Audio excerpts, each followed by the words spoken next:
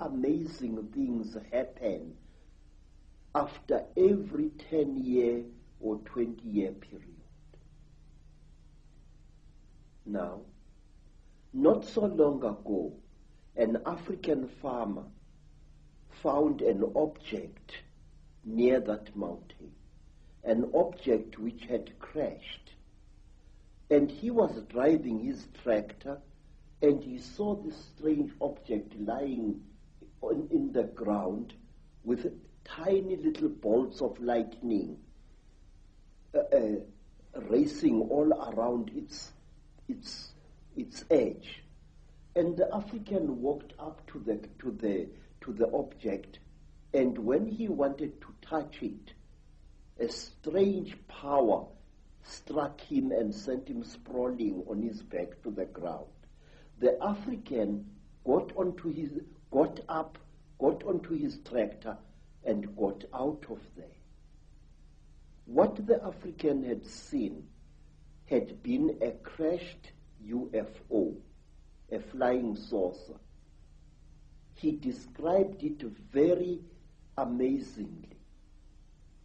And he said that after a few days, there appeared what he said was a huge removal van, very big, accompanied by soldiers wearing black uniforms, goggles, and berets.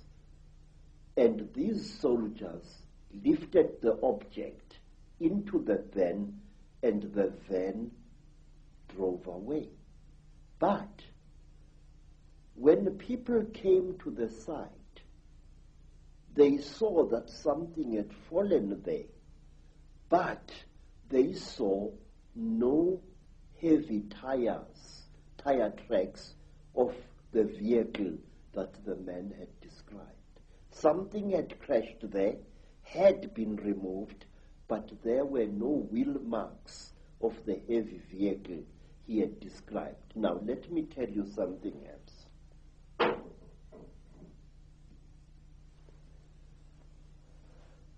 It was in 1958.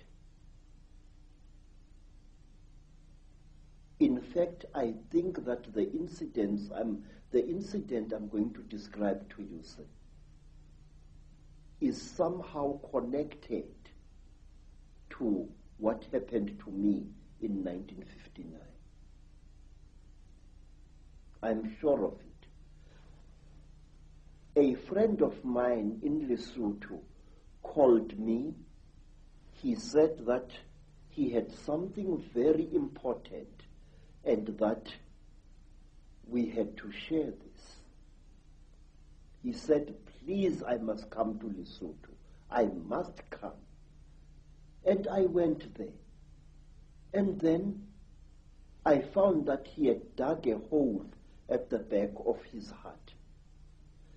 And he asked me that he and I and his second wife should go into this hole on the night to come and there to share something very, very holy.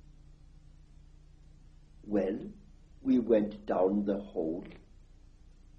We used a broken ladder, and there inside the hole, we ate small pieces of something. He told me to chew these things very thoroughly, as they were quite hard. I still had teeth in my face at that time. And I chewed and I chewed and I chewed and I chewed. But I noticed that what I was chewing was some kind of dry substance, and that it had the same taste that you would feel in your mouth if you sucked a copper penny.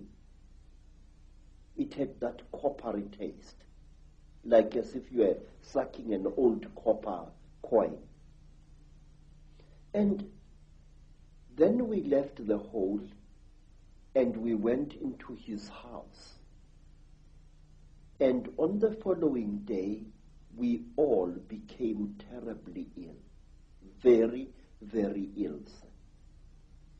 Our skins erupted into a rash. It was very, very painful. It was very, very itchy. We bathed with urine trying to take the itching away, but it failed. We bathed with sheep dip, and it failed. And in the end, I could no longer breathe at all. My tongue appeared to swell many times its size. And then I got so sick I could barely open my eyelids. The skin was itching like mad, and I could barely breathe. And as the days went by, it was about a week, but it seemed like 100 years, slowly the rash subsided. And my skin began to peel, as did my friend's skin and the skin of his wife. We were very, very, very sick. And when I could speak, I asked him, what was the thing that you gave me to eat? This is the thing that has made us so sick. Why did you do this, my friend? He said, look, what we shared was something that can only be eaten while you are hiding in a hole. And that thing is the flesh of a god. I said, God? He said, yes. I said, but I am sick now. He said, wait, you'll recover. You either die within 2 days or you recover. Now we are going to recover because we are still alive after 2 days. Mr. Icke, I can't describe to you what happened next. I wish you to imagine, sir, you are sick, weak, and feverish. Suddenly, you get stuck, staring, raving, laughing mad. We started laughing. It was utterly incredible. What had made us what had caused the laughter, we did not know. But we laughed for hours, all three of us. And then, when our jaws couldn't laugh anymore, a new thing happened. My friend's eldest daughter gave us all water. And when I drank that water, my sense of taste was so heightened that I was utterly shaken. Ordinary water from a mountain spring tasted like, I don't know like what, like wine, like something out of I don't know where. My taste buds must have been souped up somehow. And then another feeling, which I cannot describe, fell over all of us. It was a feeling as if we were one with the entire universe.